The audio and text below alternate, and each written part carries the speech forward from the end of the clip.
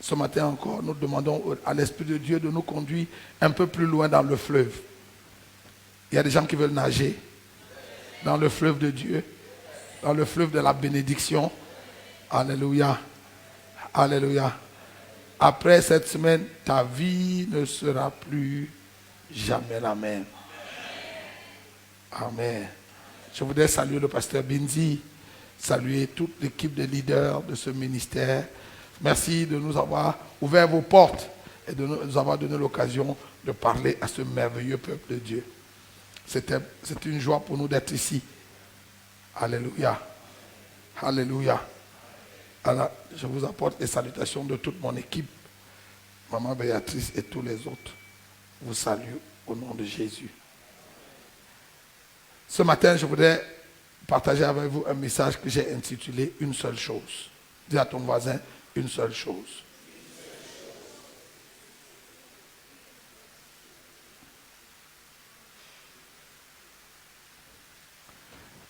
Il y a un chant qui dit « Une chose, une chose, une chose que je désire ardemment. Je voudrais habiter dans la maison du Seigneur tous les jours de ma vie. Admirer sa beauté, apprendre à le connaître tel qu'il est vraiment, tel qu'il est vraiment. Admirer sa beauté, admirer sa beauté, apprendre à le connaître tel qu'il est vraiment. Je voudrais que tu ouvres ta Bible avec moi ce matin dans l'épître de Paul aux Philippiens, chapitre 3. Et dans mon message ce matin, je voudrais vous présenter 3 clichés. Alléluia. Alléluia. Je voudrais vous présenter 3 clichés et mon premier cliché c'est Paul. Mon deuxième cliché ce sera David. Et le troisième cliché ce sera Moïse. Amen. Philippiens chapitre 3 à partir du premier verset. Au reste mes frères, réjouissez-vous dans le Seigneur. Réjouissez-vous dans le Seigneur. Que votre joie ne se trouve que dans le Seigneur et dans rien d'autre. Allô? Que votre joie se trouve où? Uniquement dans le Seigneur et dans rien d'autre. Peu importe ce que vous avez, peu importe ce que vous êtes, votre joie doit se trouver que dans le Seigneur. Dieu merci pour tout ce qu'on peut avoir. Les doctorats, les masters, les agrégations, les voitures, les maisons, les connexions, l'argent et toutes ces choses que le monde peut appeler importantes. Paul dit, mes frères bien-aimés, réjouissez-vous dans le Seigneur. Je ne me lasse point de vous écrire les mêmes choses.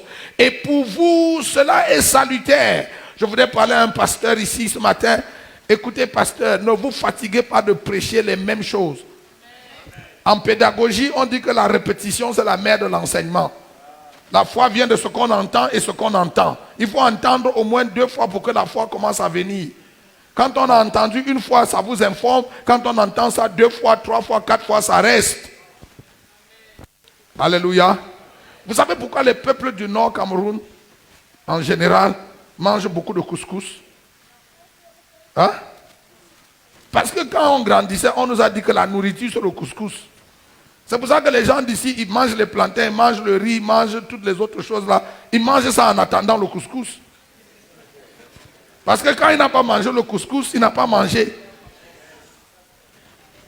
C'est vrai? Ils mangent le riz, ils mangent la patate, ils mangent l'igname, ils mangent le plantain. Hein? En attendant la vraie nourriture. C'est la boule. Il faut appuyer les 5 doigts. Ça chauffe. Non? Tant qu'on n'a pas fait ça, c'est pas manger. Alléluia. On nous a tellement répété ça que c'est resté. Hein? J'étais à Singapour en 2006. Nous sommes allés pour Agai Institute. Imaginez Singapour, c'est à des milliers de kilomètres d'ici. Et on était logés dans un hôtel 5 étoiles, frère, 5 étoiles. Et on mangeait au restaurant de l'hôtel. Toutes sortes de mets exquis. On a fait le premier jour, le deuxième jour, le troisième jour.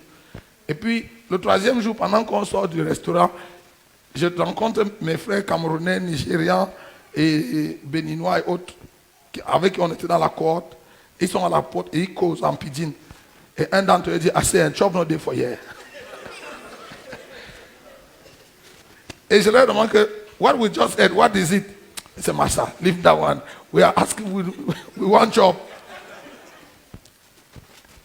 Et tu sais de quoi ils parlent, non? Mais ils cherchent le couscous. Ils ont passé 3 jours sans manger. My feed die hunger for you. Le lendemain, un des frères nigérians est sorti, alors qu'on n'avait même pas le droit de sortir. Il est sorti de l'hôtel et il a sillonné la ville et il est revenu et dit, I don't find job. Il est allé au bout de la ville et il a trouvé, quelqu'un lui a dit qu'il y avait un restaurant nigérian où on faisait le couscous gombo, couscous, goussi, le gari avec le okra soupe. À la prochaine pause, quand c'était l'heure de manger, tous mes frères camerounais et nigérians ont disparu. Amen. La foi vient de ce qu'on entend. Je vous ai dit ici l'autre jour, tu es ce que tu fais tous les jours et tu es aussi ce que tu entends tous les jours. Hein? Certains d'entre vous, toute votre vie, vous avez entendu les gens vous dire la vie est dure. Hein? La vie est dure. Même quand tu deviens aisé et que tu as un peu, tu ne peux pas te défaire de cette chose que tu as entendue qui t'a dit que la vie est dure. Ça fait que tu as même l'argent, mais tu ne peux pas vivre, tu ne peux pas te lâcher parce que la vie est dure. Amen. Donc, la foi vient de ce qu'on entend et ce qu'on entend. Fais attention à ce que tu entends parce que ça va construire ta foi. Et si ce que tu entends n'est pas bon, ça va construire ta foi sur un mauvais fondement. Somebody say amen.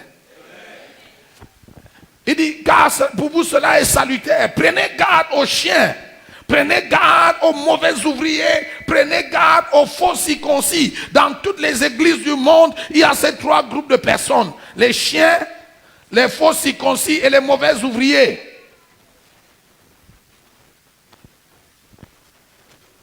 Dans toutes les églises du monde, même ici, à l'aumônerie pour Christ, il y a 4 groupes. Même à Alpha Naomi, il y a 4 groupes.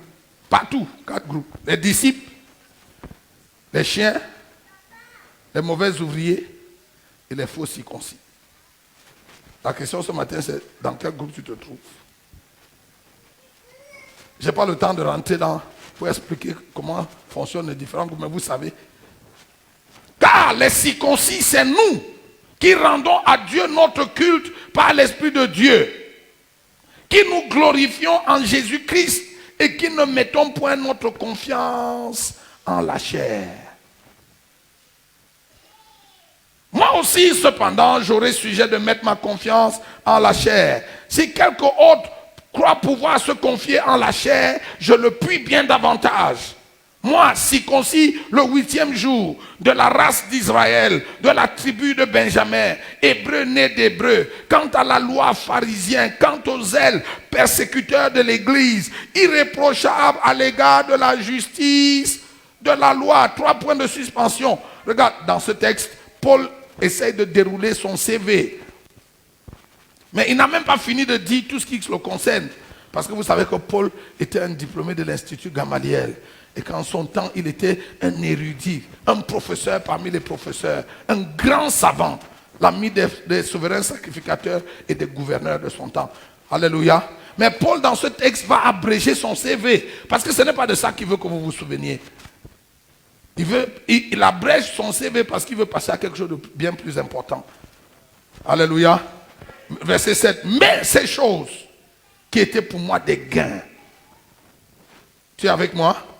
Je les ai regardées comme une perte à cause de Christ. Et même, je regarde toutes choses comme une perte à cause de l'excellence de la connaissance de Jésus-Christ mon Seigneur, pour lequel j'ai renoncé à tout. Et je les regarde comme de la boue afin de gagner Christ. Regarde, quand Paul a rencontré Jésus, ses PhD, toutes ses agrégations, toutes ses connexions sont devenues à ses yeux comme de la boue. En fait, lui, second, a utilisé le mot boue. Alléluia. Et Luc second a choisi le mot boue à cause de la pudeur française. Mais le texte original, le mot grec qu'il a traduit par boue, là, c'est le mot skoubalon. Alléluia. Et si on devrait dire les choses comme ça, skoubalon, c'est les caca et les pipis mélangés. En fait, skoubalon, c'est le produit du WC. Il dit que tout ce qui était ma gloire d'hier, face à Christ, c'est devenu comme le WC. Si tu connais les professeurs d'université et tu sais ce que ça signifie pour eux de changer de grade, tu vas comprendre Paul ce matin. Hein? Vrai? Oh, ces gars-là, ils ne vivent que pour changer de grade. Ils doivent écrire, publier dans des revues. C'est vrai? Même s'il n'y a pas l'argent, non. Leur grade, il ne faut pas jouer avec. Les professeurs d'université ne sont pas les plus riches au monde. Hein. Mais leur grade, il ne faut pas toucher. Alléluia. Et Paul était un d'entre eux. Et puis il a vu Jésus. Et puis subitement, tous ces diplômes. Et toute cette gloire. Ces choses pour lesquelles les gens peuvent se donner la mort. Est devenue le WC. Je veux te poser la question ce matin. Depuis que tu as rencontré Christ, comment tu vois le monde? Quelle est ta relation avec le monde? Nous sommes une église, l'église du 21e siècle. Une église très proche du monde. Très attachée au monde. En fait, une église mondaine. Nos standards, c'est les standards du monde. Tu sais, quand tu entends les chrétiens de notre siècle dire que quelqu'un est béni, hein? Et demander ça signifie quoi? Dans le mot béni, là, la substance, c'est le monde. Tu ne vois pas la voiture qu'il conduit. Tu ne vois pas la maison qu'il habite. Le gars, il travaille aux Nations Unies. C'est un cadre aux Nations Unies. Non? C'est pas ça que nous appelons la bénédiction. Pendant la pandémie du Covid, j'ai été coincé au Burundi. Je suis resté au Burundi 5 mois. Je suis parti du Cameroun le jour où on a fermé les frontières. Je partais pour faire 5 jours de mission au Burundi et j'ai fait 5 mois. Confiné à l'hôtel. Tu sais, l'homme est le seul animal qui ne retient pas l'histoire. Hein.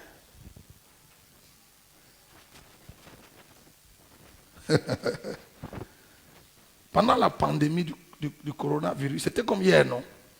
Nous étions tous là, vous étiez tous vivants. Le coronavirus nous a appris que la vie n'est rien du tout. Pendant les 5 ou les 6 mois que ça a duré, les habits n'avaient aucune valeur. Même l'argent n'avait pas de valeur. Tous nos diplômes accrochés au mur là, n'avaient aucune valeur. Qui conduisait même nos voitures? On allait où? La seule chose qui avait la valeur, c'était la vie. Non? Et pendant le Covid, tout le monde a appris à prier.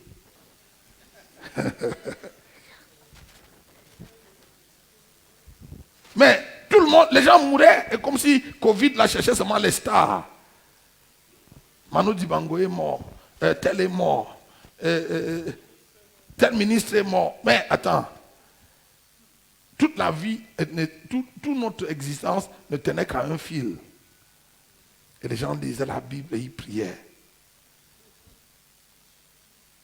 Même nos voitures, on n'avait pas le temps de les démarrer. Hein. Même pour chauffer le moteur, on voulait vivre. L'argent ne servait qu'à acheter à manger et les remèdes. C'est vrai? Ah, on a mangé et bu à Témésia. Et tu sais, pendant que j'étais confiné à l'hôtel, tout seul, j'étais loin de ma famille, loin de tout le monde. Je passais mes journées, bien sûr, enfermé dans la chambre, à prier. Mais moi, prier, c'est mon souvent. Donc, c'est pas, Covid ne me faisait pas prier particulièrement. Parce que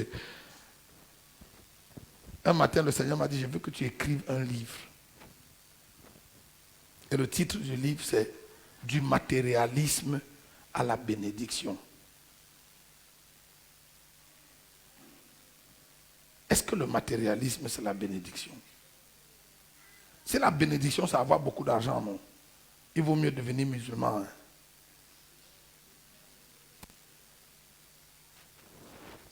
Hein? Si avoir le matériel, c'est synonyme de bénédiction, deviens rosicrucien ou franc-maçon.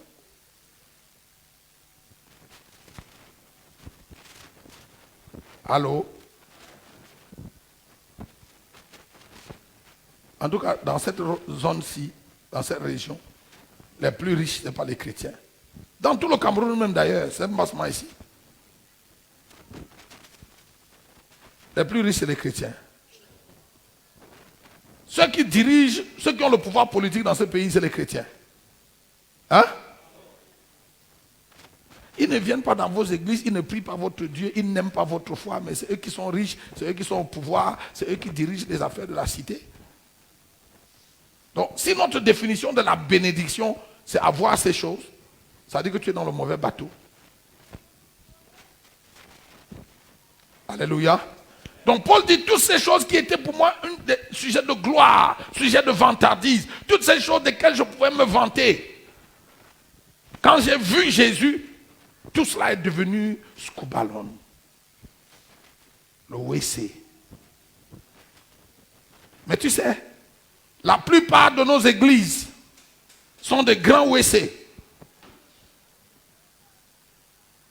Où on se rassemble dimanche après dimanche pour qu'on nous prophétise scubalon. On nous prophétise les choses que l'apôtre Paul a appelées scubalon. Quand vous entendez un homme de Dieu dire, est-ce que je peux prophétiser? Il est sur le point de vous amener au WC. Il va puiser pour vous donner. C'est ça qu'on sert aux gens dans les églises. Je prophétise, tu vas te marier, amen. La prophétie, c'est même pas que Dieu parle à quelqu'un pour lui demander de redresser sa vie. Dieu ne parle plus. Dans les prophéties de temps moderne, Dieu ne dit plus aux gens de mettre de l'ordre dans leur vie. Les prophéties de notre siècle ne mettent pas la crainte de Dieu dans le cœur du peuple. Quand tu entends un homme dire, est-ce que je peux prophétiser? Il est sur le point d'appuyer sur le bouton scubalon. Il va chatouiller vos convoitises, exciter la cupidité en vous.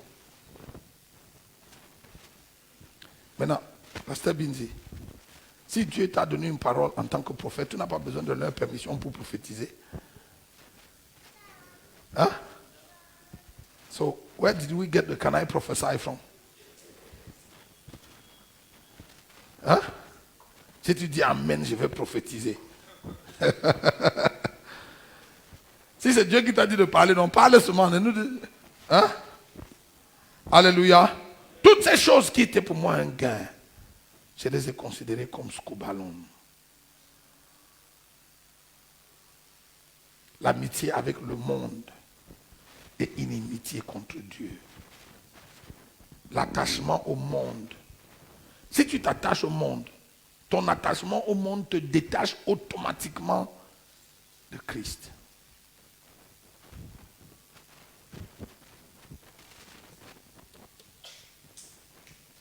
Alléluia. N'aimez point le monde, ni les choses qui sont dans le monde. Si quelqu'un aime le monde, l'amour du Père n'est pas en lui. Regarde, il y a beaucoup de gens dans nos églises en qui l'amour du Père ne réside pas. L'amour du Père et l'amour du monde sont mutuellement exclusifs. Quand un est présent, hein? L'autre est totalement absent. Les deux là n'habitent jamais la même maison. Donc si tu aimes le monde, ne dis pas que tu aimes Jésus en même temps, tu ne peux pas. C'est pour ça qu'au dernier jour, Jésus va vomir tous les tièdes.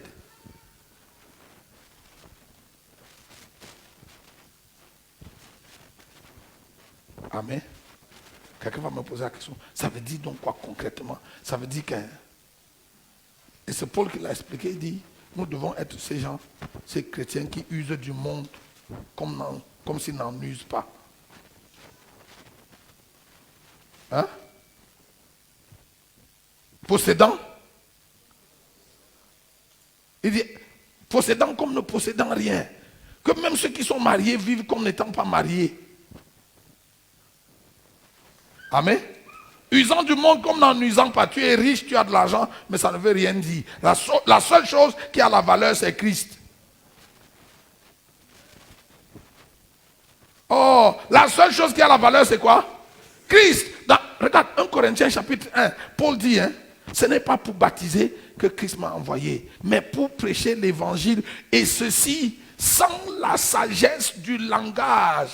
Autrement, la croix de Christ. Quelqu'un peut lire ça pour moi? 1 Corinthiens chapitre 1. Écoute ça, c'est important.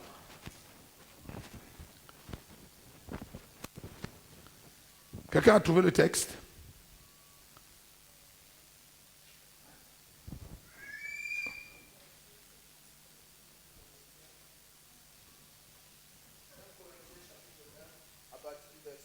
Oui, 17.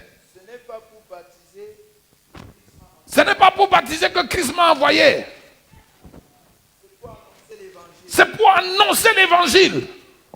Et cela sans la sagesse du langage. Sans la sagesse du langage. Afin que la croix de Christ ne soit pas rendue vaine. Afin que la croix de Christ ne soit pas rendue vaine. Regarde, le gars qui parle ici, c'est un professeur d'université, donc c'est un savant. Il a toute la... Imaginez tout ce qu'un savant peut avoir dans sa tête. Mais ce n'est pas pour baptiser que Christ m'a envoyé, mais pour annoncer l'évangile, et ceci sans la sagesse du langage. Autrement, la croix de Christ serait rendue vaine. Écoute-moi, en tant que prédicateur, si dans ton message, on peut sentir l'odeur de ton PhD, tu viens d'enlever la croix de Christ. Si on peut sentir l'odeur de ton argent, de tes connexions, de tes... whatever. Hein? Tu viens d'enlever la croix de Christ. Tu as entendu Paul dire qu'il était chez les Corinthiens dans un état de crainte et de grand tremblement. Hein? Oh, un homme qui a l'habitude de parler dans les amphithéâtres, de challenger les philosophes. Il se tient devant l'église et il dit, j'étais au milieu de vous dans un état de crainte et de grand tremblement. C'est pas qu'il ne savait pas quoi dire. Hein? Il ne fallait pas qu'il dise quelque chose qui fasse sentir un autre parfum que le parfum de Christ. Donc quand tu prends la parole devant les gens et tu nous parles de tes cravates, de tes voyages, de tes connexions, de comment tu voyages en jet privé et que toi tu n'es pas n'importe qui, alléluia, vous voyez, le Seigneur m'a béni, alléluia. Qu'est-ce que tu es en train de faire? Tu es en train d'annuler la croix de Christ.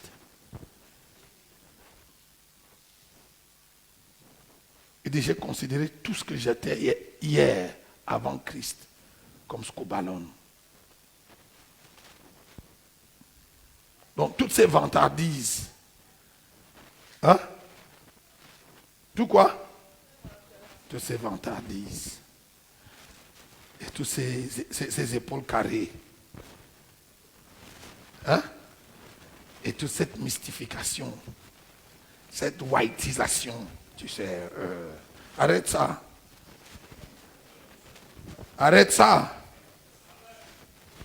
C'est Scoubalon. C'est le WC. Ça sent mauvais.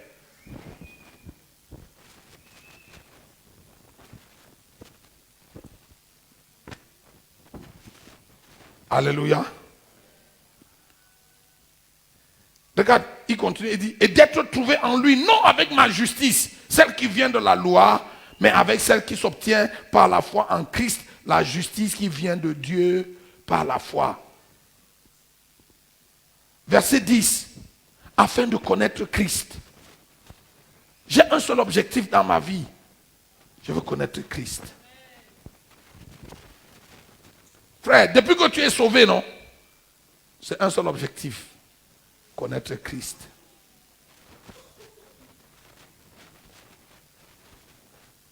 Je veux connaître Christ.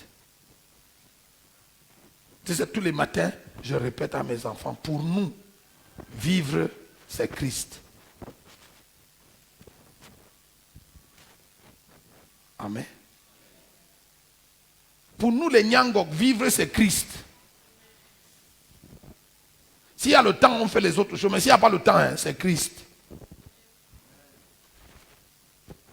Tu sais, j'ai fait 5 gosses. Et quand ils sont tous nés, je les ai consacrés à Dieu. Et je leur dis tous les jours, en public comme en privé, vous êtes nés pour servir Dieu.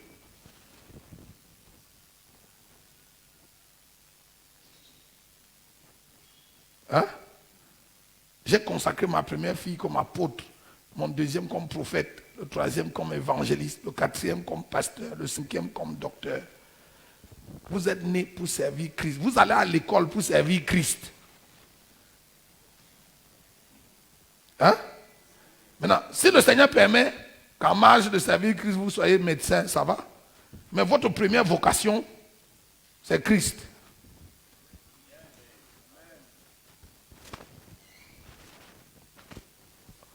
Oh oh.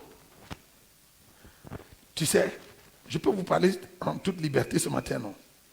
Tu sais, cette chicheté qui est dans ton cœur,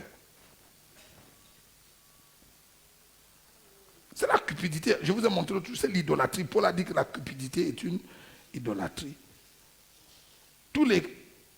Dans le milieu chrétien aujourd'hui, tout le monde veut accoucher 2 enfants, maximum 3. Non? Tu demandes à tous les frères combien d'enfants. Non. Quand tu vois un frère, oh non, on a déjà 2 enfants, ça suffit. On a un garçon, une fille, papi et mamie. Ça aussi, c'est la chicheté, c'est l'avarice. Et quand tu accouches ton papi et ton mamie comme ça, papi va être magistrat et mamie va être médecin. Et je vous pose la question, qui va donc être pasteur? Qui va accoucher les pasteurs?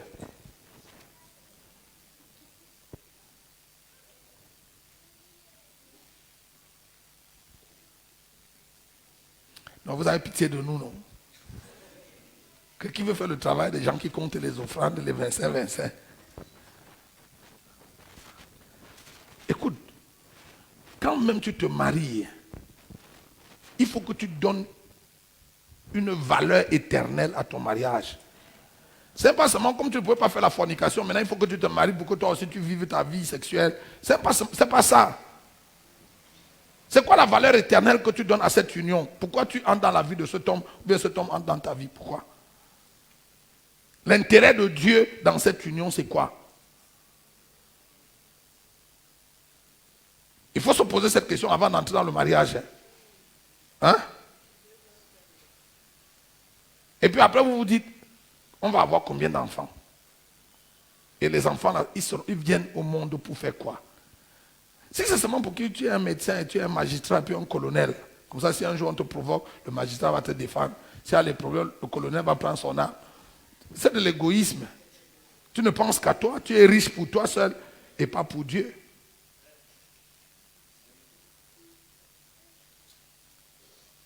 Non? Même quand tu vas trouver du travail, il faut que tu donnes une valeur éternelle à ton travail. Si ton travail, c'est seulement pour que tu aies l'argent, pour te nourrir, t'habiller et prendre soin de ta maison. Mais la différence entre toi et les autres, tes collègues qui ne sont pas croyants, c'est quoi? C'est seulement que toi, tu vas à l'église, eux, ils vont à la mosquée. Il faut que tu donnes une valeur éternelle à ton travail. Seigneur, je vais travailler à Total Cameroun pour que ABCD, hein? Le jour où tu signes le contrat, tu dis au Seigneur que voici le contrat que j'ai signé. Notre deal, c'est que l'argent ici va servir cette cause de l'évangile. Et ma présence ici va servir l'évangile. Paul a dit, hein, je fais tout pour l'évangile afin d'y avoir part. Tout. Même quand tu vas à l'amphi et que tu enseignes, hein, c'est pour l'évangile.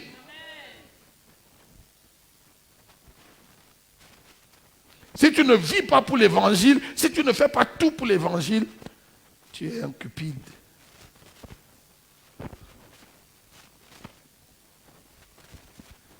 Alléluia. Afin de connaître Christ et la puissance de sa résurrection et la communion de ses souffrances. Voilà les aspirations de Paul. Premièrement, connaître Christ. Deuxièmement, connaître la puissance. Oh, la puissance. On ne peut pas connaître la puissance de la résurrection si on n'est pas mort. Il n'y a que les morts qui aspirent à la résurrection. Les vivants n'ont pas besoin de résurrection. Am I right? Donc quand Paul dit, je veux connaître Christ et la puissance de sa résurrection, qu'est-ce qu'il est en train de dire? Je suis mort avec Christ. Je te pose la question ce matin, est-ce que tu es vraiment mort avec Christ? La réponse se trouve dans ton cœur. Hein? Tu sais si tu es mort ou pas.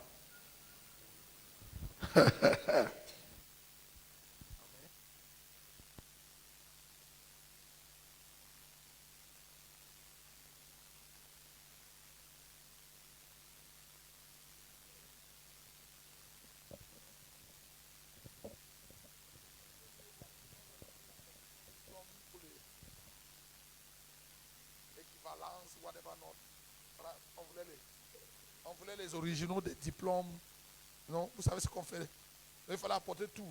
Ce jour-là, j'ai pris de mon acte de naissance à tout ce que j'avais comme diplôme à l'époque. Et je suis allé au campus. Quand on a fini, ce jour-là, il fallait aller à l'école biblique. Donc, j'ai allé à l'école biblique avec tous mes diplômes dans mon sac. À la pause, j'avais une petite mallette dans laquelle tous mes diplômes étaient gardés. Hein. J'avais posé ça sur la table. Et puis, un frère, pendant la pause, passait par là et il a bousculé. Enfin, j'étais même dehors. J'étais dehors et j'ai entendu quelque chose tomber et c'est ma mallette qui est tombée et tous mes papiers se sont dit. Et j'ai bondi de là, j'ai dit, frère, tu joues avec... Toute ma vie est dans ce sac. Hein.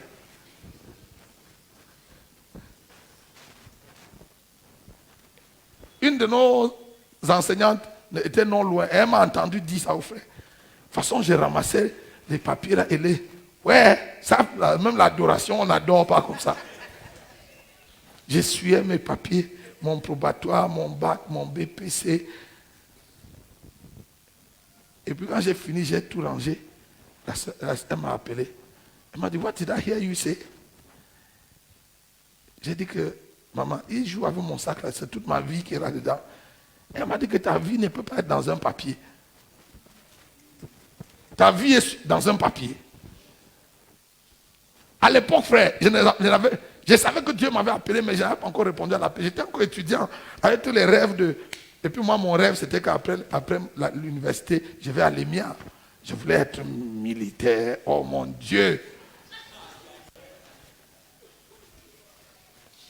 Amen. Elle m'a dit, pour ton information, tu as vu tous ces papiers-là, tu n'en auras jamais besoin. Là, quand elle m'a dit ça, c'est comme si on m'avait giflé dans le visage, comme ça, la pente. Elle dit que you will never need this.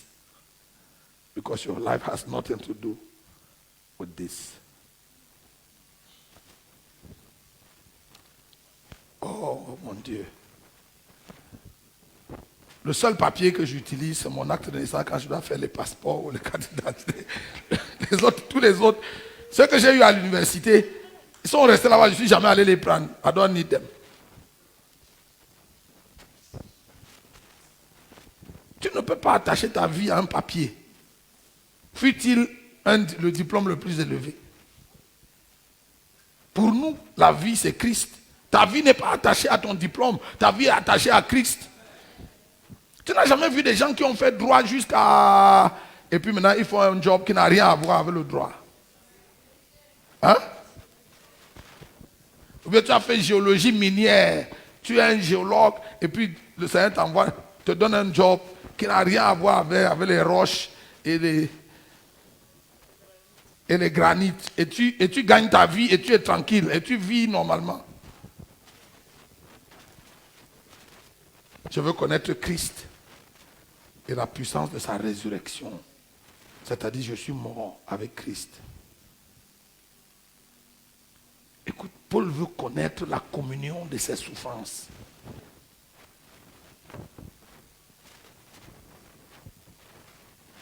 Je veux connaître Christ. Je veux connaître la puissance de sa résurrection et la communion de ses souffrances. Oh non, il ne faut pas parler de souffrance. Les chrétiens de ce siècle ne veulent pas souffrir.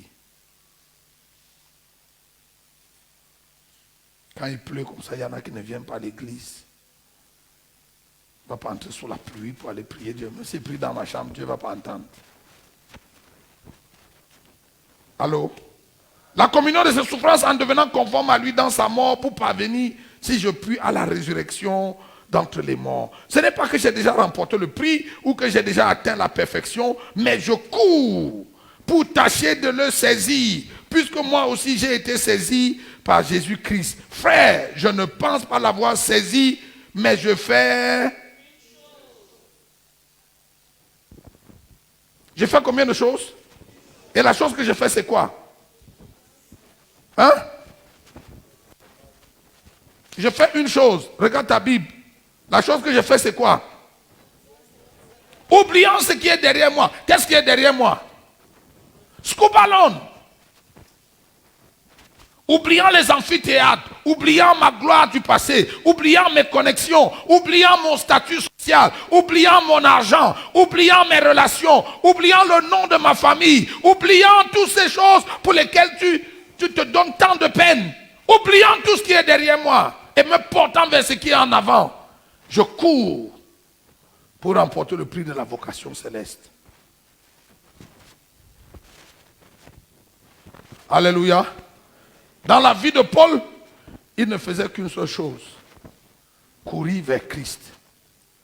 Je veux connaître Christ. Je le connais déjà, mais je veux le connaître encore. Regarde, dans ce texte, il dit, je veux connaître Christ. Ce gars-ci, c'est celui qui est allé au 3e ciel. Hein? Celui qui a vu, entendu des choses ineffables. C'est lui seul qui a écrit plus de la moitié du Nouveau Testament. Il était tellement bourré de révélations que Dieu a dû mettre un ange de Satan pour le garder dans les proportions humaines. Mais son cœur brûle d'envie de connaître Christ. Il avait déjà fait toute la grande œuvre que tu connais. Mais il veut connaître Christ. Parce que plus je le connais, plus je me rends compte que je ne le connais pas assez. Regarde, plus tu connais Christ, hein, plus tu te rends compte de combien tu ne le connais pas. La connaissance de Christ n'enfle pas. Elle rend humble. Elle rend simple. Tu sais, j'étais en France en 2019. On est allé faire la conférence. J'ai vu le ciel à Paris. Et on a fait le tour pour rencontrer les pasteurs de différents groupes. Et j'étais choqué un soir. Nous sommes allés dans une banlieue pour rencontrer. Il y avait une fédération des pasteurs qui se réunissaient. Et on est allé là-bas pour les rencontrer, pour que je leur partage mon expérience et les inviter au programme. Ce jour-là, on devait voyager avec le frère. Un frère devait nous conduire. À la dernière minute, il ne pouvait pas venir. Donc, on s'est retrouvés bloqués. Qu'est-ce qu'on va faire? Le pasteur avec qui j'étais, pasteur Séverin, il m'a dit, si on prend le train, on ne va pas rattraper la réunion. J'ai dit, on fait quoi? On prend un taxi. On a essayé de mettre 1 + 1 ensemble. Et puis il m'a dit, mais il y a une de mes filles qui a une voiturette. Vous voyez les petits trucs là, vraiment, c'est 2 places devant, et puis le derrière. Vous savez, vous voyez de quoi je... Hein? C'est les étudiants qui conduisent ça, c'est facile, ça manœuvre facilement. Elle dit, ma fille a une voiturette, c'est seulement 2 places. Est-ce qu'un grand apôtre comme toi, tu peux... J'ai dit, frère, on doit aller rencontrer les gens. Grand apôtre a quoi à faire? Allons-y. Si ça peut nous amener, est-ce que ça peut nous amener? Si ça peut nous amener, let's go. Elles étaient gênées parce que, bon, le statut, l'apôtre qui a vu le ciel, vraiment, j'ai dit, laissez ça. Elle est venue à la voiturette, on est rentré dedans. Moi, j'étais assis, elle conduisait, j'étais assis devant le pasteur Séverin et un autre frère là. Ils se sont pliés derrière là, le siège. Vraiment, ce n'est pas vraiment les sièges, mais un espace où il faut seulement ranger les sacs. Ils se sont pliés dedans. Et on est arrivé à la réunion à l'heure. Dieu merci. On arrive, on fait la réunion. Je finis de leur partager des extraits de messages que j'ai partagés avec vous ici. Et puis un pasteur fait un commentaire. Il dit que si le gars avait vraiment vu le ciel, non, il ne peut pas venir nous rencontrer dans une voiturette. Tu as vu la unité de mesure? Parce que si tu as vraiment vu le ciel, tu dois venir... je ne sais pas quoi. Hein? Non, la voiture que tu dois conduire, non, ça doit être vraiment... C'est ça l'unité de mesure de la foi. Parce qu'aujourd'hui, on mesure l'onction et on mesure le ministère, pas par la révélation de Christ ou la manifestation de Christ, mais par les choses qu'on peut avoir. Un autre même m'a dit en Côte d'Ivoire, j'ai passé à Béni TV. J'ai fini de parler. Et pendant que je parlais, j'étais en live. Pendant que je parlais, il y a des pasteurs qui ont su que j'étais là. Ils sont venus à la télé. Et quand je suis sorti, je les ai trouvés. Et on a commencé à échanger. Et j'étais curieux de me voir en face et de me poser des questions. Et puis un d'entre eux a dit que lui ne croit pas à mon témoignage. Il ne croit pas à cette histoire. Et quelqu'un d'autre lui demande que, et pourquoi tu ne crois pas? Il dit que le gars s'est dit qu'il a vu Dieu et il ne nous a pas dit comment il est devenu riche. Si c'est que ce n'est pas le vrai Dieu qu'il a vu. Tu sais, les apôtres de notre siècle, on les reconnaît par la qualité de voiture qu'ils conduisent, par le style de costume qu'ils portent. Non? Ils ne dorment pas dans n'importe quel hôtel. Et pourtant, les apôtres de Christ, les vrais, on les reconnaît par les cicatrices, par les chaînes, par les tribulations. Amen. Ce n'est pas la voiture qui me définit, c'est moi qui définis la voiture. Hein? C'est moi qui donne la valeur à la chose que j'utilise. Donc regarde, la chaussure que je porte là, elle est contente que c'est l'apôtre Nyango qui la porte. Hein? Oui. Elle n'avait aucune valeur jusqu'à ce que je l'ai portée. Maintenant, si un autre gars va acheter la porter, non, ce n'est pas la même chose. Au moins quand même, c'est moi qui la porte là, elle sent l'odeur de la vie éternelle.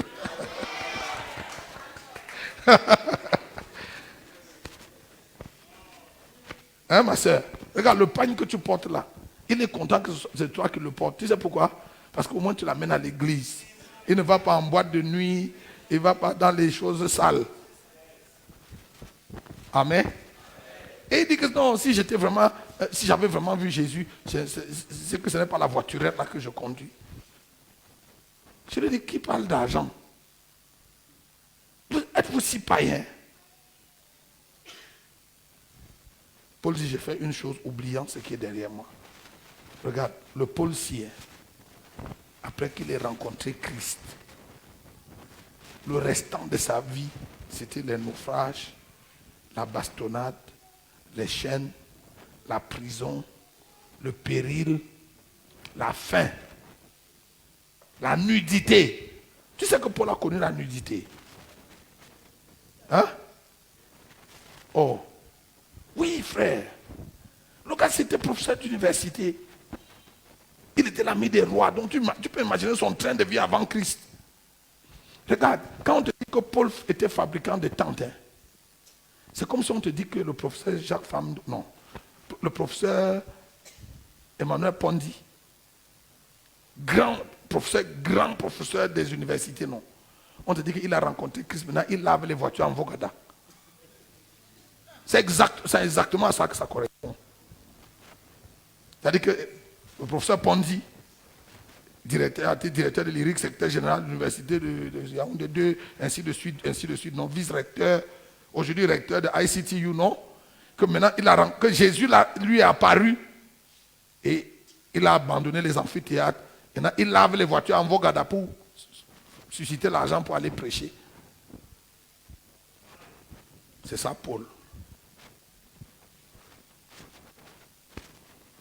Quand tu te mis à cette image de Paul, tu vois que nous sommes orgueilleux dans rien. Hein? Que qui, moi, je lave les voitures, c'est Adam. Et pourtant, Paul le faisait avec fierté. Paul dit que de toute ma vie, je ne me vante que de deux choses. La première, de cet homme, il y a 14 ans, a été enlevé jusqu'au 3e ciel et a vu et entendu des choses que le langage humain ne peut reproduire. La deuxième chose dont je me vante, c'est les chaînes, c'est les marques de Christ, c'est les cicatrices, c'est toutes mes souffrances, c'est tout. En dehors de ça, je ne me vante de rien d'autre. Certains d'entre vous, vous êtes frères en Christ, mais quand on doit vous appeler, on doit dire docteur. Hein? Oh, sorry. Vous êtes là? Hein? Je cours vers le but pour remporter le prix de la vocation céleste de Dieu en Jésus-Christ. Nous tous donc, qui sommes parfaits, ayons cette même pensée. Ayons quelle pensée? La pensée d'oublier tout ce qui est derrière nous. Ce matin, il y a un ensemble de choses que Dieu veut que tu oublies. Dis Amen. Il y a un tas de choses que Dieu veut que tu oublies. Nous tous, hommes qui sont parfaits, ayons cette même pensée. Alléluia. Et si vous êtes en quelques points d'un autre avis, Dieu vous éclairera aussi là-dessus. Si vous avez une pensée contraire, il n'a pas dit que Dieu nous éclairera, Dieu vous éclairera là-dessus. Seulement au point où nous sommes parvenus, marchons d'un même pas. Soyez tous mes imitateurs, frères. Nous tous, imitateurs de Paul, de considérer toutes les choses que nous avons comme scoubalon. Amen. Porter les habits seulement parce que c'est nécessaire pour couvrir le corps et pas pour autre chose. Conduire la voiture seulement c'est parce que c'est nécessaire pour se déplacer et pas pour autre chose. Regarde, je conduis allègrement une Yaris, comme je conduirais une Prado, comme je conduis une Chrysler, comme je conduis une Bentley. Pour moi, ça là, il faut seulement que ça m'amène. Si ça peut m'amener là où je pars, non. That's it. Alléluia. Il dit, soyez tous mes imitateurs, frères, et portez les regards sur ceux qui marchent selon le modèle que vous avez en nous. C'est ça le cliché, c'est ça le modèle. Car il en est plusieurs qui marchent en ennemis de la croix de Christ. Je vous ai souvent parlé et je vous en parle maintenant encore en pleurant. Et quand il parle des ennemis de la croix de Christ, il ne parle pas des païens qui sont sur le campus, il parle des gens qui sont à l'église, il parle des frères. Je vous en ai souvent parlé et j'en parle encore maintenant en pleurant. Leur fin sera la perdition. Ils ont pour Dieu leur vente. Ils mettent leur gloire dans ce qui fait leur honte. Ils ne pensent qu'aux choses de la terre. Regarde, si tu es un enfant de Dieu et tous tes projets ne sont portés que vers la terre, ton Dieu c'est ton ventre. Et la fin de ta vie c'est la perdition. Même si tu viens à l'église. Même si tu es pasteur.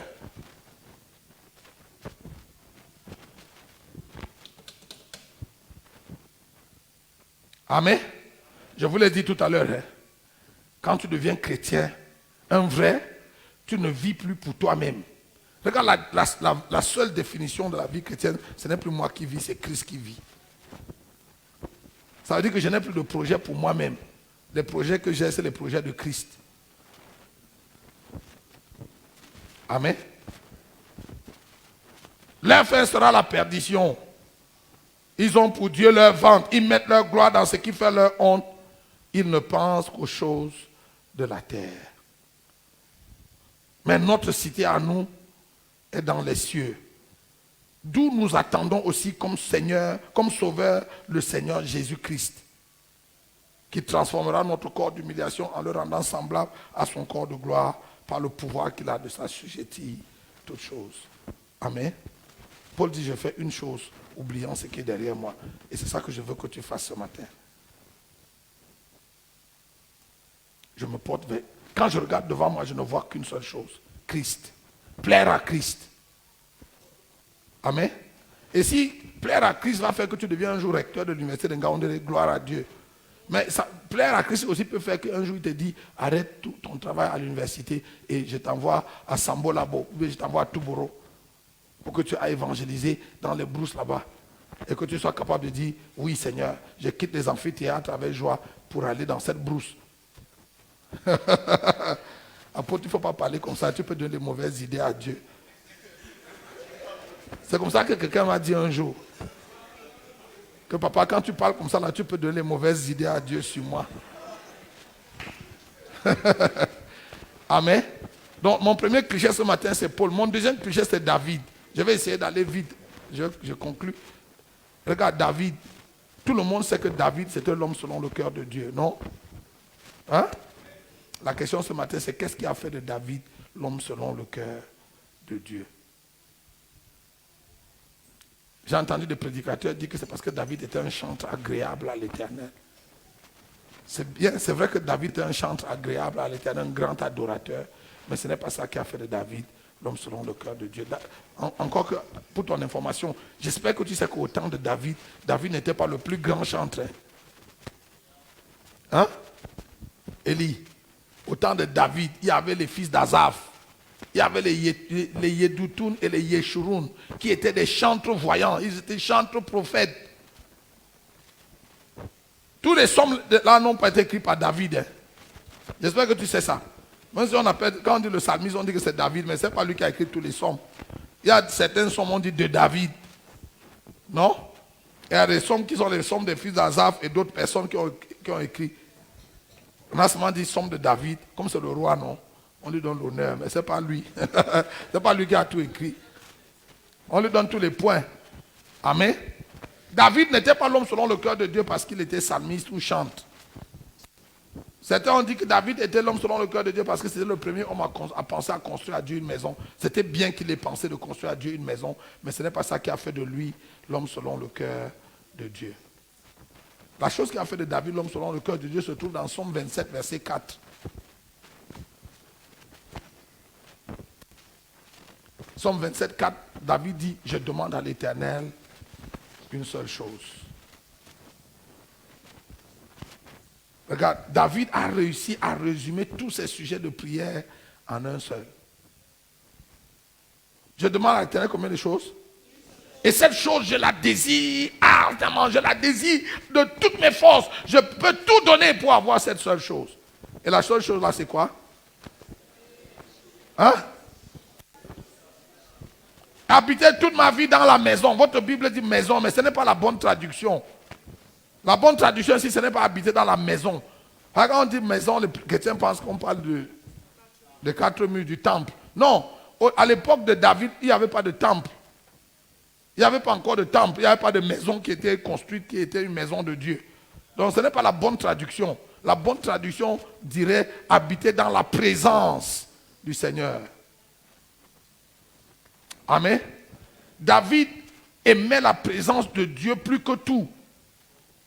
La présence de Dieu avait plus de valeur que le trône, que la couronne, que le royaume, que l'argent et que le pouvoir. La présence de Dieu avait plus de valeur pour David que tout ce qu'il pouvait avoir. Toi, tu connais combien de frères qui sont élevés dans la société, qui chantent à la chorale à l'église? Hein?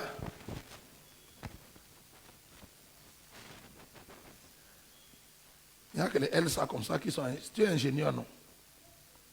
Tu n'es pas ingénieur. Tu es quoi? Professeur? Hein? Bientôt docteur. Yes. Alléluia. Mais tu vas rarement trouver des frères qui sont docteurs, professeurs, commissaires. Il ne faut même pas dire administrateur civil. S'il est là, il est nam. Non, je ne chante pas pour Dieu. Que Dieu c'est qui? Tu sais, beaucoup d'entre vous, là, vous chantez, vous êtes chante, vous dansez devant Dieu maintenant, c'est parce que vous n'êtes pas encore arrivé. Hein. Dès que vous mariez, là, tac, la chorale, c'est pour les jeunes filles. Les mamans comme nous, on a mieux à faire. C'est vrai? Il faut faire l'observation dans le corps de Christ un peu partout. C'est pas seulement au Cameroun. La chorale, c'est les jeunes garçons et les jeunes filles. Pour la plupart célibataires, ils se cherchent encore dans la vie. Les gens qui se sont déjà trouvés, non, ne font pas ce genre de métier. Certains d'entre vous, quand vous étiez plus jeune, vous jouiez à la guitare, vous savez même jouer à la batterie, mais maintenant, quand même.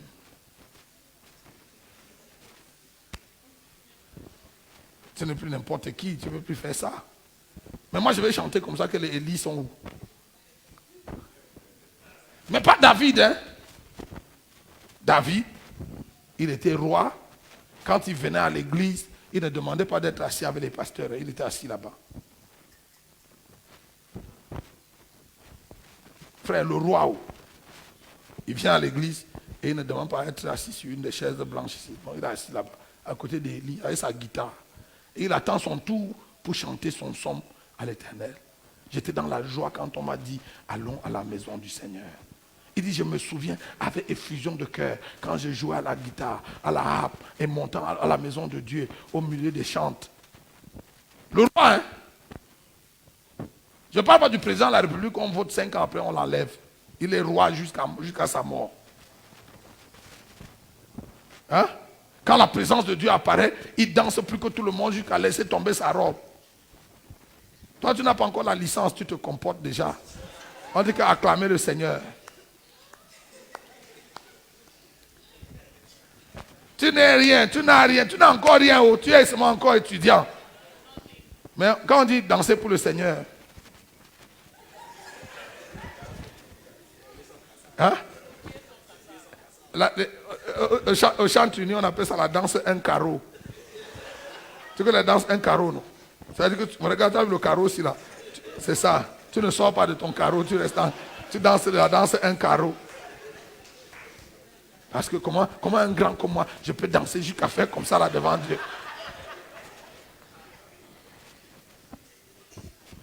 Non, je ne parle même pas que pendant l'adoration, tu te mets à genoux, tu te couches. Non. Tu connais le prix du costume si ça coûte cher. Hein? Ce n'est pas les tissus qu'on vend au Carrefour, tissus là. Amen. Je demande à l'Éternel une chose. Regarde, pour te prouver que David ne parlait pas seulement de bouche, parce que nous tous, on parle. Hein? Si c'est pour parler, non. Oh, il faut entendre les gens quand on fait l'adoration. Ils promettent à Jésus mont et merveille. Mais ce n'est pas vrai. C'est un mensonge. Pour te montrer que David ne mentait pas devant Dieu. Quand David est tombé dans l'adultère avec Bathsheba, et que Dieu s'est fâché de lui, Dieu a envoyé Nathan, lui dit, oh, gars, fais gaffe, Dieu va te toucher. Ce que tu as fait là, Dieu ne va pas te louper. David a écrit un psaume, le psaume 51. Pour chanter sa repentance à Dieu, il a écrit un psaume. Et il dit à Dieu, j'ai péché et j'ai vraiment péché. De sorte que tu seras juste dans ton jugement contre moi. Mais Seigneur, avant que tu me frappes, voici ma requête. Quand tu mourras tout enlevé à cause de mon péché. Seigneur, tu peux prendre mon trône, tu peux prendre ma couronne, tu peux prendre le pouvoir, tu peux prendre le royaume. Prends tout. Mais s'il te plaît, ne m'enlève pas une seule chose. La chose là, c'était quoi? Ne m'enlève pas ta présence. Tu ne connais pas la gloire. Hein? Un jour, on était dans un pays quelque part, et un frère qui est, à l'époque, il était directeur des impôts. il nous raconte une histoire. Il dit, ils fêtaient leur anniversaire de mariage et un grand opérateur économique. Tu sais que les opérateurs économiques aiment le directeur des impôts, non? Un grand opérateur économique est allé leur a offert un week-end de rêve dans l'hôtel le plus chic. Il a payé la suite présidentielle, 1 200 000 la nuit. Il faut comment? Pour dormir. Et il dit que quand ils sont arrivés là-bas, il dit que dès qu'il est entré dans la suite, le Seigneur lui a demandé que tu fais quoi ici? Il est ressorti. Il a dit aux gens de l'hôtel que j'annule le séjour. Il est rentré. Et c'est sa femme qui dit, papa, quand je suis entré dans la suite, quand on a fait le tour, j'ai compris pourquoi les gars du pouvoir là ne peuvent pas quitter le pouvoir. Ah! Le luxe dans lequel les gars là vivent, non? Le jour où on te dit que le 17h est sorti, on t'a enlevé. Le gars peut faire l'AVC. Mais regarde, c'est cette gloire que David jette au pied de Dieu. Il dit à Dieu, tu peux tout prendre. Prends mon trône, prends ma couronne, prends mon argent, prends tout. Mais laisse-moi ta présence. Amen. Je demande à l'Éternel une chose, ta présence. Seigneur, enlève-moi tout, mais ne m'enlève pas ta présence. Le dernier cliché que je voudrais vous présenter, c'est Moïse. Hébreux chapitre 11, versets 23 à 26. Moïse était le prince héritier de Pharaon. Vous savez ça? Moïse est né dans les ghettos, hein, c'était un fils d'esclave. Non? 3 mois après sa naissance, la fille de Pharaon l'a récupéré dans les eaux et l'a adopté. Il est devenu le fils adoptif de Pharaon. Ce Pharaon-là n'avait qu'un seul enfant, une fille. Et comme la fille ne pouvait pas succéder à son père, Moïse est devenu l'héritier du trône. Et on a commencé à former Moïse. Pendant 40 années, il a été instruit dans toute la science de l'Égypte, en prélude au jour où il serait le prochain Pharaon. Et puis un jour, pendant qu'il se baladait dans la salle du trône, le vieux Pharaon était certainement dans ses appartements privés et Moïse admirait le grand trône, le beau trône sur lequel il serait assis un jour. Et pendant qu'il était là et qu'il regardait le trône, la Bible dit dans Hébreux 11 que le Dieu invisible lui est apparu. Quelqu'un peut lire pour nous Hébreux 11, 23 à 26? Hébreux 11, 23 à 26. Oui. C'est par la foi que Moïse, à sa naissance, fut caché pendant 3 mois par ses parents, parce qu'ils virent que l'enfant était beau et qu'il ne craignit pas l'ordre du roi. C'est par la foi que Moïse, devenu grand, refusa d'être appelé fils de la fille de Pharaon, aimant mieux être maltraité avec le peuple de Waouh. que d'avoir pour un temps la jouissance du péché. Oui. Regardant l'opprobre de Christ Comme une richesse bien plus grande que les trésors que les trésors de l'Égypte. de l'Égypte. L'opprobre de Christ comme une richesse plus grande que les trésors de l'Égypte. Car, Car il avait les yeux fixés sur la rémunération. oui, C'est par la foi qu'il quitta l'Égypte sans être effrayé de la colère du roi, car il se montra ferme comme voyant celui qui est invisible. regarde. Il se montra ferme comme voyant celui qui est invisible. Moïse a vu le Dieu invisible. Quand Moïse a vu le Dieu invisible, le trône de Pharaon est devenu à ses yeux comme une ordure. Et Moïse a craché sur le trône et il est parti. Frère, voici un gars qui a vécu 40 ans au palais, prince héritier du trône. Tu imagines les serviteurs, les servantes qu'il avait. Voici un gars qui n'a jamais lavé son plat. Hein? Il n'a jamais lui-même dressé son lit parce qu'il y a des gens pour le faire. Et puis un jour, il voit Dieu. Il abandonne tout ça pour aller vivre 40 ans dans le désert. Il est devenu berger d'un troupeau qui n'était pas à lui. À la recherche du Dieu vivant. Quand il a vu le Dieu invisible, il s'est dit, il vaut mieux vivre seul dans un désert avec Dieu que d'être dans ce palais somptueux sans Dieu. Moïse est parti. Amen. Mais je peux te donner une bonne nouvelle ce matin. Si Dieu t'a montré une chose une fois, il va te faire revenir à ça un jour. Tu as vu le trône et la couronne que Moïse a abandonné pour aller chercher Dieu dans le désert. Hein? 40 ans après, Dieu va le ramener à ce même endroit. Il ne reviendra pas là-bas comme un prince, il reviendra là-bas comme Dieu. Hein?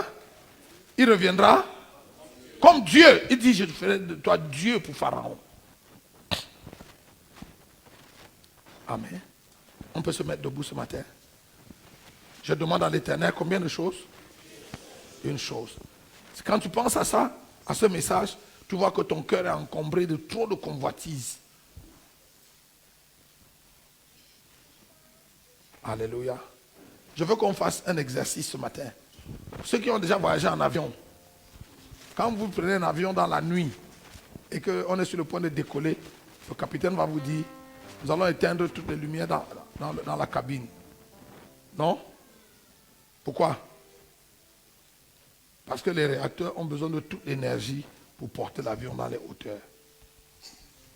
Amen. Ce matin, il y a beaucoup de lampes et de choses que tu dois éteindre dans ta vie.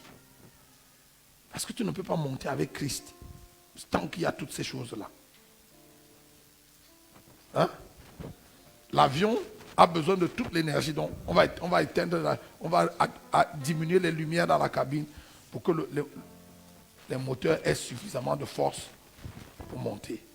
Si tu veux monter vers Christ, si tu veux monter dans les hauteurs avec Dieu, regarde, il faut éteindre tout ça. Tu peux courber ta tête et prier. Une chose. Seigneur, amène-moi à ce point où il n'y a qu'une seule chose qui a de la valeur pour moi.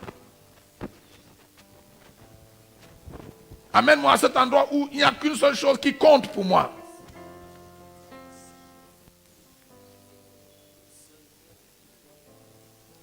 Oui, Seigneur, fais-moi désirer la présence de Dieu, plus que je ne désire avoir mon diplôme. Que je désire la présence de Dieu, plus que je ne désire de me marier. Fais que je désire la présence de Dieu, plus que je ne cherche l'argent. Je vais arriver au niveau où aimer Dieu est plus fort que aimer ma femme, plus fort que aimer mon travail, plus fort que aimer mon argent, plus fort qu'aimer toutes les choses que je peux avoir. Amène-moi à cet endroit où je peux tout donner pour avoir Christ.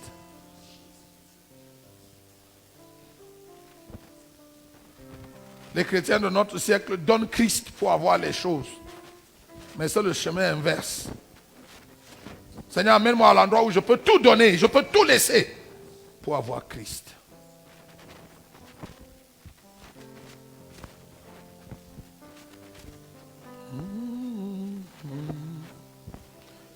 Les plaisirs du monde ne m'attirent plus. Ton amour m'inonde. Je t'aime, oh j'ai les plaisirs du monde, les plaisirs du monde ne m'attirent plus.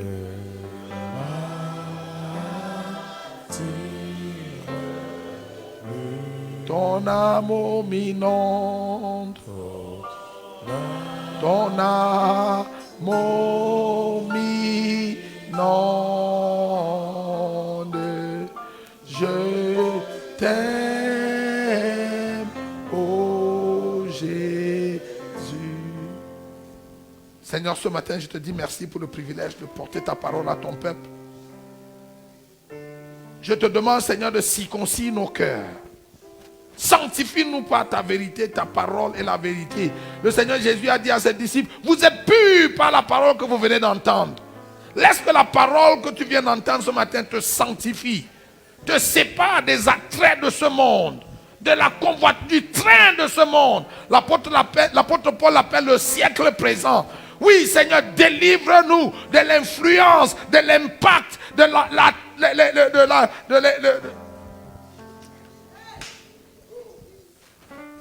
la pression du siècle présent. Je prie pour un frère dans cette salle ce matin. Je prie pour une sœur sous le son de ma voix. Délivre-nous du siècle présent. Paul a écrit dans le livre, il a dit, Démas m'a abandonné par amour pour le siècle présent et il est allé à Thessalonique. Beaucoup de frères, beaucoup de jeunes gens abandonnent la foi, abandonnent le Seigneur par amour pour le siècle présent, attirés par le siècle présent.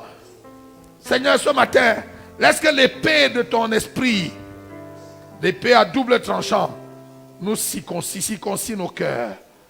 Au nom de Jésus, enlève de nos vies toute forme de convoitise. Fais-nous grâce, Seigneur. Fais-nous grâce, Seigneur. Le cantique ancien dit, je n'ai pas peur de te suivre sur le chemin de la croix. Je n'ai pas peur